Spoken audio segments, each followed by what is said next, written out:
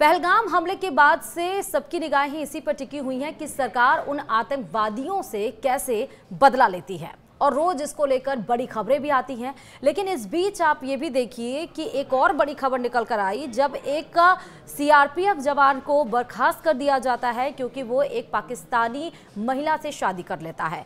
अब उस बर्खास्त सीआरपीएफ जवान ने पाकिस्तानी पत्नी पर चुप्पी तोड़ी है। पूरा वीडियो आपको विस्तार से बताएंगे। नमस्कार, आप देख रहे हैं न्यूज़ 18 राजस्थान का डिजिटल वीडियो और मैं हूं आपके साथ श्रुति श्रीवास्तव। पाकिस्तानी महिला के साथ अपनी शादी को छिपाने के कारण सेवा से बर्खास्त किए जाने के कुछ घंटों बाद सीआरपीएफ जवान मुनीर अहमद ने कहा कि पिछले साल बल मुख्यालय से अनुमति मिलने के करीब 1 महीने बाद उन्होंने अपनी शादी की। यानी उनका कहना है कि मुख्यालय से उन्हें परमिशन दी गई तब जाकर उन्होंने शादी की थी। जम्मू के घरोचा इलाके के निवासी श्री अहमद जो अप्रैल 2017 में सीआरपीएफ में शामिल हुए थे, उन्होंने कहा कि वह अपनी बर्खास्तगी को अदालत में चुनौती देंगे। उन्होंने कहा, मुझे न्याय मिलने का पूरा भरोसा है। केंद्रीय रिजर्व पुलिस बल ने श्री अहमद को पाकिस्तानी महिला मीनल खान के साथ अपनी शादी को छिपाने और जानबूझकर उसकी वीज़ा वैधता से अधिक समय तक उसे शरण देने के आरोप में बर्खास्त कर दिया है और कहा है कि उनके कृत्य राष्ट्रीय सुरक्षा के लिए हानिकारक थे।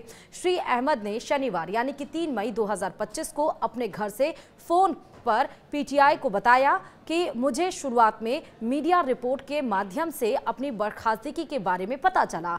मुझे जल्द ही सीआरपीएफ से एक पत्र मिला जिसमें मुझे बर्खास्तगी के बारे में बताया गया, जो मेरे और मेरे परिवार के लिए एक झटका था क्योंकि मैंने मुख्यालय से एक पाकिस्तानी महिला से शादी करने की अनुमति मांगी थी और मुझे अनुमति मिल गई थी। श्री अहमद और सुश्री खान के बीच विवाह का मामला तब प्रकाश में आया जब भारत ने पहलगाम आतंकी हमले के बाद उठाए गए कूटनीतिक कदमों के तहत पाकिस्तानी नागरिकों को देश छोड़ने को कहा था और इस हमले में 26 लोग मारे गए थे। सुश्री खान 28 फरवरी को वाघा अटारी सीमा के माध्यम से भारत में प्रवेश कर गईं और उनका अल्पकालिक वीजा 22 मार्च को समाप्त हो गया। हालांकि उच्च न्यायालय ने उनके निर्वासन पर रोक लगा दी थी और वह वर्तमान में यानी प्रेजेंट टाइम में श्री अहमद के जम्मू स्थित आवास में रह रही हैं।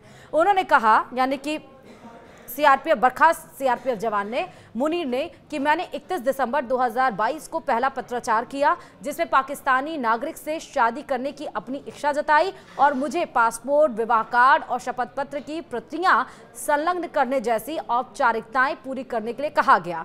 उन्होंने ये भी कहा कि मैंने अपना हलफनामा और अपने माता पिता, सरपंच और जिला विकास परिषद के सदस्य के हलफनामे उचित माध्यम से प्रस्तुत किए और अंततः 30 अप्रैल 2024 को मुख्यालय से मंजूरी मिली। सीआरपीएफ जवान ने कहा कि उन्होंने अनापत्ति प्रमाण पत्र यानी एनओसी के लिए आवेदन भी किया था, लेकिन उन्हें बताया गया कि ऐसा कोई प्रावधान उपलब्ध नहीं है और उन्होंने नियमों के अनुसार विदेशी नागरिक से अपनी शादी के बारे में सरकार को सूचित करके औपचारिकताएं पहले ही पूरी कर ली। हमने पिछले साल 24 मई को एक वीडियो कॉल के जरिए ऑनलाइन शादी की थी, यह भी जानकारी सामने आई। इसके बाद मैंने अपनी 72वीं बटालियन में शादी की तस्वीरें, निकाह के कागजात और शादी का प्रमाण पत्र जमा किया जहां मैं तैनात था। उन्होंने कहा कि जब वह पहली बार 28 फरवरी को 15 दिन के वीजा पर आई तो हमने मार्च में ही दीर्घकालिक वीजा के लिए आवेदन कर दिया था और साक्षात्कार सहित आवश्यक औपचारिकताएं पूरी कर ली गई थी। उन्होंने इस बात पर प्रकाश भी डाला कि इससे जम्मू कश्मीर और लद्दाख उच्च न्यायालय के लिए बुधवार को अंतिम समय में उनकी पत्नी के निर्वासन पर रोक लगाकर उन्हें राहत प्रदान करने का मार्ग प्रशस्त हुआ है। श्री अहमद मुनीर ने कहा कि वह अपनी छुट्टी की अवधि समाप्त होने पर अपने कर्तव्यों पर लौटे और उन्हें 25 मार्च को सुंदरबनी स्थित बटालियन मुख्यालय में रिपोर्ट करने के लिए भी कहा गया, लेकिन 27 मार्च को मुझे एक स्थानांतरण आदेश सौंप दिया गया और 15 दिनों की अनिवार्य कार्यभार ग्रहण अवधि दिए गए बिना ही मुझे भोपाल यानी मध्य प्रदेश में 41वीं बटालियन में तैनात कर दिया गया। मुनीर ने कहा कि मुझे आदेश की प्रति दी गई यानी कि उसकी कॉपी दी गई और तुरंत कार्य मुक्त कर दिया गया, जिससे मेरे पास भोपाल में अपने कर्तव्यों को संभालने के अलावा कोई विकल्प नहीं बचा। जहां मैंने 29 मार्च को कार्यभार संभाला, वहां पहुंचने पर मैंने कमांडिंग ऑफिसर और उनके डिप्टी के साक्षात्कार का सामना किया और दस्तावेजीकरण प्रक्रिया भी पूरी की, जिसमें स्पष्ट रूप से एक पाकिस्तानी महिला से मेरी शादी का उल्लेख था। उन्होंने कहा कि अपनी बटालियन डाटा रिकॉर्ड बुक में भी इसकी प्रविष्टि यानी की गई है, इसको इंक्लूड किया गया है।